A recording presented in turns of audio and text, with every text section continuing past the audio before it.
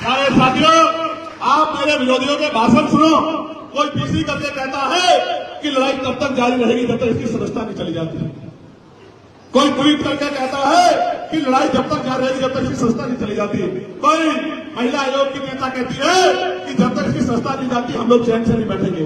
एक अकेला चंद्रशेखर आजाद और उसकी पार्लियामेंट की आवाज इतनी भारी हो गई है इन सब लोगों पे, इन तमाम दलों पे, कि ये कहते हैं उसकी सदस्यता ले जाए। हमें मैं सदस्यता की परवाह नहीं करता, ना आज करता ना कभी करता। कल की जाति आज चली जाए, आपने वोट से जीती, आपकी दीवी ताकत है, जिस दिन चाहे चली जाए, लेकिन स्वाभिमान के साथ समझौता नहीं होगा। इसलिए मैंने आपसे कहा, मैंने आपको हजरत इमाम हुसैन का जो उदाहरण दिया था वो इसलिए दिया था कि उनके बच्चे कुर्बान हो रहे थे, लेकिन उन्होंने समझौता नहीं किया।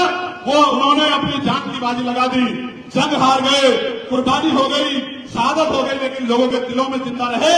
और आज तक यजीद को कोई नाम लेवा नहीं है और हजरत इमाम हुसैन लोगों के दिलों में जिंदा है। मैं एक बात बता रहा हूं, मैं यही बता रहा हूं, मैं सस्ता की परवाह नहीं करता। मैं कहता हूं गवर्नमेंट को आज मेरी सस्ता छीन लो, मैं जितना ताकतवर जमीन पे हूं, ये 2027 में मेरे लोग बताने का काम करेंगे सस्ता कैसे छीनी जाती है।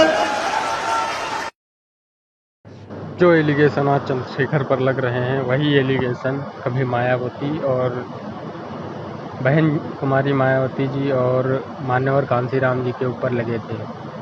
तो समाज को ये देखना चाहिए कि अगर आपके समाज का कोई भी नेता आगे उठ कर जाता है तो उसके ऊपर एलिगेशन लगने शुरू हो जाते हैं, वो भी तब जब वह अपनी सफलता की पीक पर होता है। तो ये चीज़ें समाज को ध्यान देनी चाहिए कि आप के समाज का कोई नेता अगर आगे बढ़ रहा है तो उसका साथ देना चाहिए, ना कि उसके पैर खींचने चाहिए। और दूसरी बात, जो रोहिणी गावरी जी हैं वो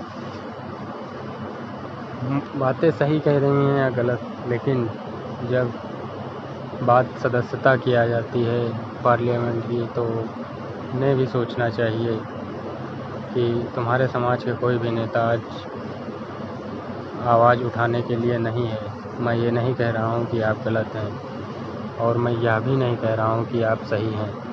तो गिरफ्तारी तो होगी चाहे जिस